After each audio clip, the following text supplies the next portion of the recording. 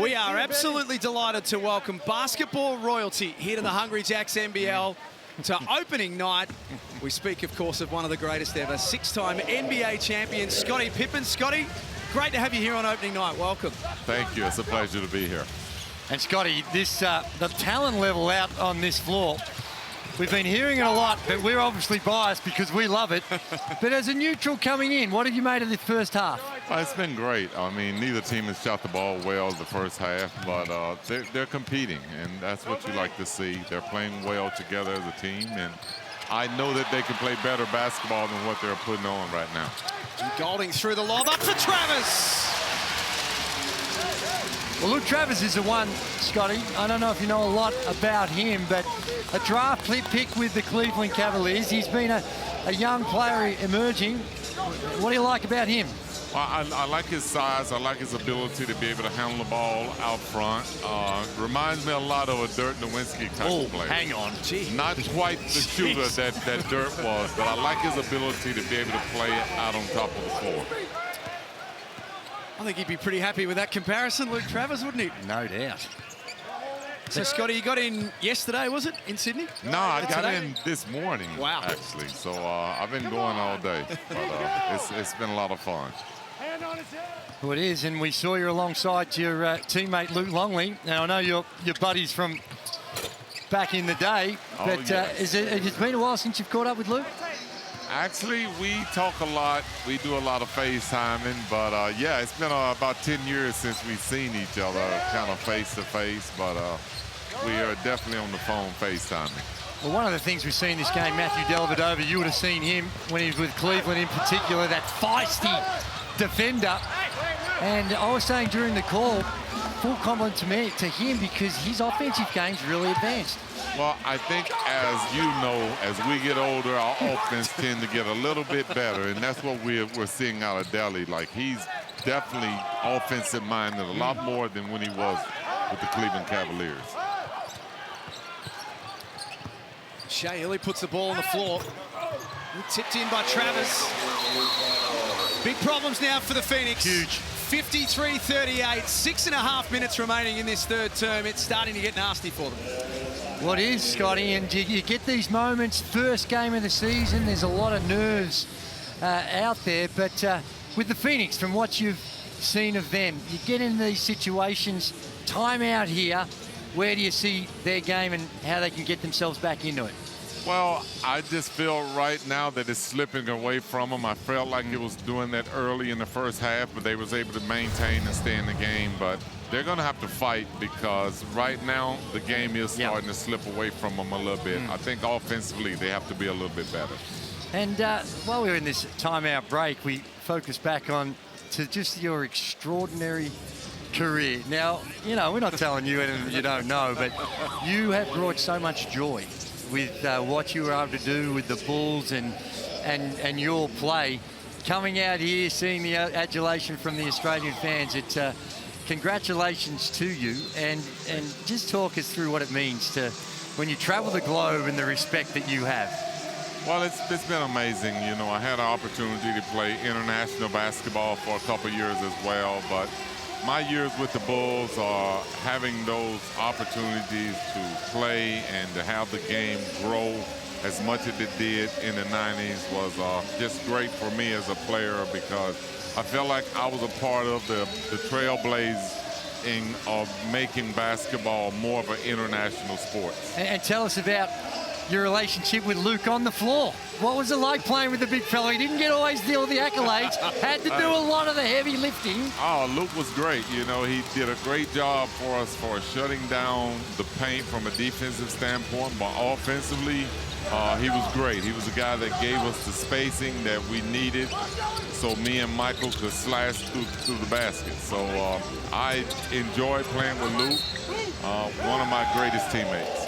Certainly. There is a former Chicago Bull, Tyler Cook, out there tonight. So, Scottie, there's 1,000 things that we'd love to ask you. One thing that I would love to know as a youngster growing up, watching that 92 Olympics team, and it may very well be the best basketball team that will ever be assembled in any level, in any format. What was that like? It was amazing. You know, a lot of those guys on that team were guys that I idolized as a player growing up too. Larry Bird, Magic Johnson. So to have the opportunity to join hands with those guys and be a part of the first NBA Olympic team was very special for me, being one of the younger players on that team. And a lot of, I want to know from you, was it a bit of a myth when they talked about that before the Barcelona games? You had that practice session where it's a war and Magic and Michael, everyone going at it, regarded as one of the greatest practice sessions, games, whatever you want to call it. Is that a bit of a myth, or do you concur with that? I concur with it because, you know, those players were very competitive. You look over at Magic's career, the amount of championships that he won, the amount of championships that Larry Bird had won, and those guys had kind of moved out of the way. So when we did get everybody on the practice floor, it gave those guys a chance to sort of get back at us a little bit, because they definitely wanted that opportunity to compete against us, even though they were older in their career. Well, it's you're watching this game here, and I think the physicality, the thing that a lot of people come and they see that it's international basketball, it is really physical. Going back to your time, and we go back and watch some of the vision with what you and Michael had to do, and they say that you might have averaged 40 and he might have averaged 70 the way the game's officiated these days. Wow. Do you think it's changed and it may have overcompensated a little bit? I think it's changed tremendously. I mean, I think that the game is much more wide open. The physical contact that we endured early on in our careers, the game today is nothing like that. But Travis for an easy I will say this, that these players are physically ready to play basketball at any level, and they can play a physical game or not. But I think the officiating has changed a lot in the game. I think the players still bring the same type of physicality. Oh my goodness. Deli is feeling it tonight. He's Steph Curry range from the Bunnings sign. 55-38 at John Cain Arena. Opening night of the NBL24 season. Thin air draws a foul and has a bit to say about it as well. Still having a bit to say. Well, he's chirpy. He's that's just in his DNA. And we see just the attack on the rim now. And three-point line attack on the rim. Three-point line attack on the rim. You, Michael, I mean, some of the shots you guys take, coaches wouldn't let you take anymore. The mid-range, it's really changed the game of life. Drew, I would love to play in today's game. I enjoy watching players shoot the basketball, but more so, I like the spacing that we see on the court. When I played in the game, it was more throw it into the post and play off of the post pass. And today's game is more played out on the perimeter, a lot more pick and rolls in transitions, and it speeds the game up, and you have to make adjustments throughout the game. Well, we talk about styles of play, and throughout your time with Phil Jackson, the triangle offense, it's structured, and it can be perceived to be pretty restrictive sometimes. But when you got 7 rings and you're clinking all over the place because of all the hardware you've got, I'd imagine you're still pretty much a fan of that type of play. I am definitely a fan of the triangle. I still feel that there's a place for that offense in today's game. Nice. Even though there's no teams that run it, nope. I still think that there's a place for it. Dellavedova can't score. Tanner Krebs in the corner left open. That's off the front. So how long are you here for, Scotty, and what else is on the agenda for you?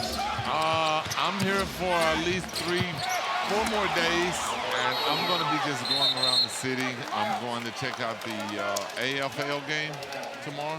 The grand final? Yeah. The day after tomorrow, but we get what your time zone. Saturday.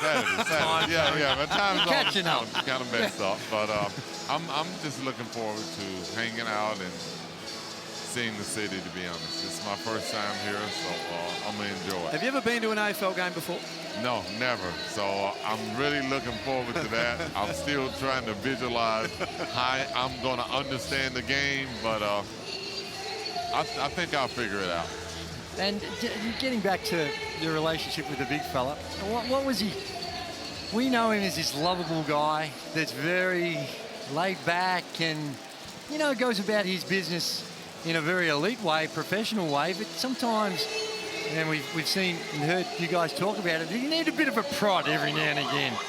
Yeah, I mean, Luke was one of those guys who got the greatest personality on and off the court, but he changed a bit when he came to play with us. I mean, winning one championship, he got a little more tougher, a little more arrogant, and we needed more out of him. But, you know, you go back and look at Luke's career, he battled some of the best centers to ever play the game. I mean, from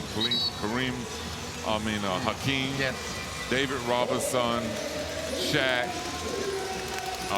you name it, Patrick Ewing. I mean, he battled against some of the best centers that I felt like had played the game, and we were able to win 3 titles with him. And this league here is very much considered now a pathway into the NBA. We've got, you might have heard of this guy called Josh Giddey, who we love, LaMelo Ball, and Ariel Huckporty. You're seeing him out here.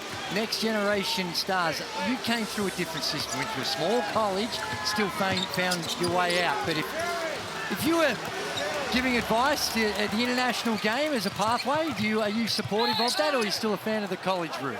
No, I support the international game. I support that these players are getting out, playing on the 24-second shot clock, playing under duress, playing where the game is even more physical, but even the fan base is different than a college, you know, so this is really giving them that experience that's going to take them to the next level. And you're right, this is the gateway into the NBA. Love it, Scotty. You love everything you're saying, because it's easy for us, because you know, we see it day in and day out, and you can get a little complacency, but when we get fresh eyes like you and you see the talent that we have, it really means a lot to us as Australians and supporters of our league. So, well, I think you guys, when you speak basketball, when you talk about Australian basketball, you're speaking the truth. I mean, we've seen LaMelo Ball come over here, had a great season, and it set him up to be drafted very high in the NBA, and he's having a very successful NBA career as well. And Scotty, we've got a little promotion here in the NBL. If the away team misses 2 free throws, as Golding tees it up, if the away team misses 2 free throws, then it's burgers for the home fans. So okay. You can click on the Hungry Jack's banner and enter the code word. Head to your nearest Hungry Jack's store before 6 o'clock tomorrow. Do you think we could get Scotty a burger drink? We'll give him a pass, because I think they've already they've missed a couple, haven't they? Just missed a couple. So were you here when that happened? I just saw that, then, and we'll get Scotty a pass for a nice whopper. Yeah. Tuck into that for some evening delight. Tanner Krebs continues on for Melbourne. 58-44. Dominant performance first up for Melbourne United in Throwdown 21. Scotty, do any of the champions, is there one championship that means more than others for any other reason? I would say my first one winning, I think is more so because of playing against the Lakers, being that, you know, that was probably one of my favorite teams growing up as a kid, and now you get to play against them in your first NBA Finals, and you're playing against Magic and Worthy. It was almost like a storybook finals for me, to be honest.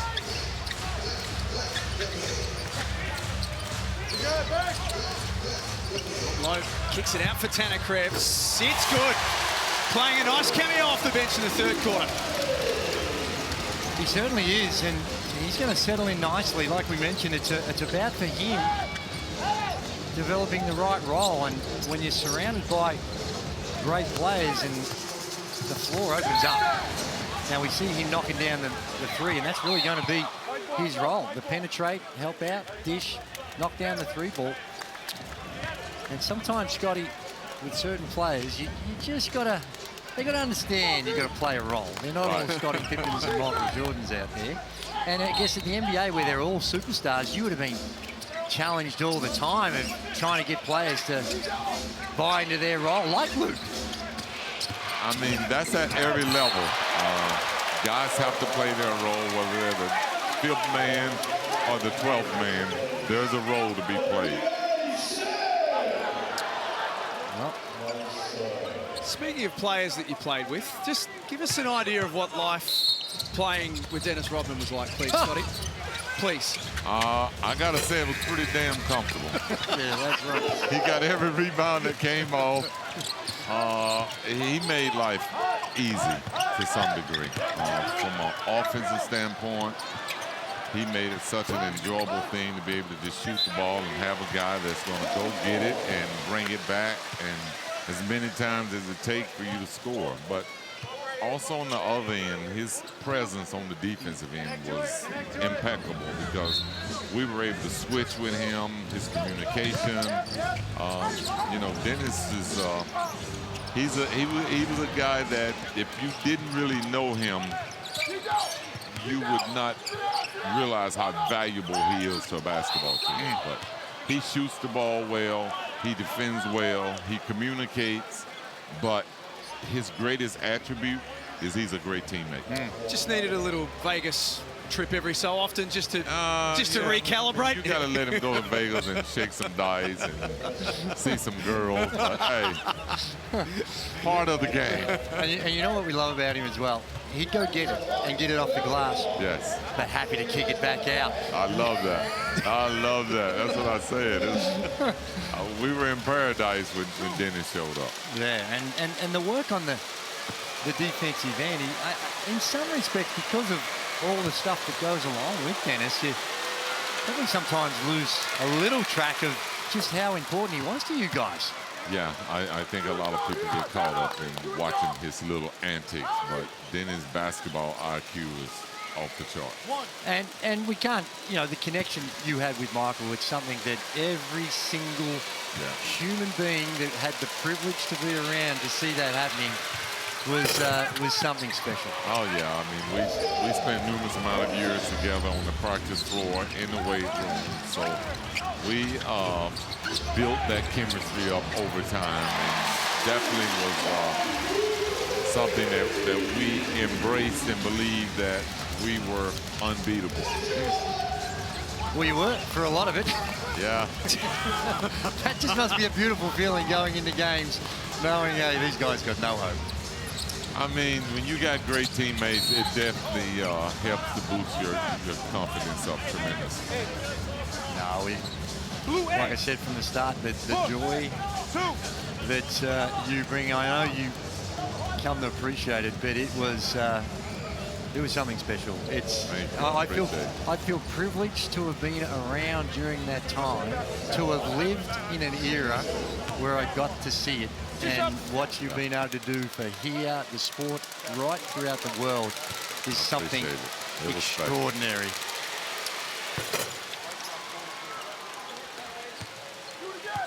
You know what you did? And winning, of course, makes a big part of it. Oh, yes. You guys look like you're having fun.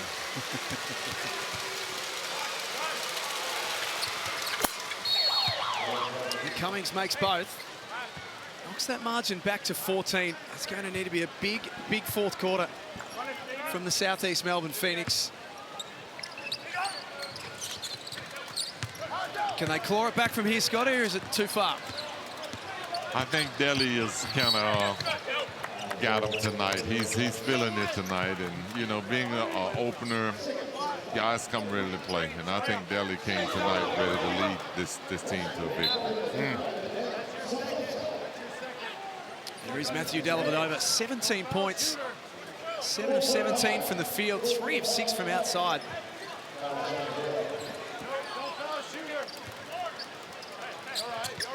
And the final play of this third term. Krebs hemmed in against the baseline, can't finish. Three-quarter time, it's a 14-point lead to Melbourne United. Scotty, we're honoured to have you in the country. Thanks so much for being with us here tonight. Thank you, guys. I appreciate it. He does. That is the quickest quarter of basketball I've ever experienced. It was a great quarter because I hung out with you.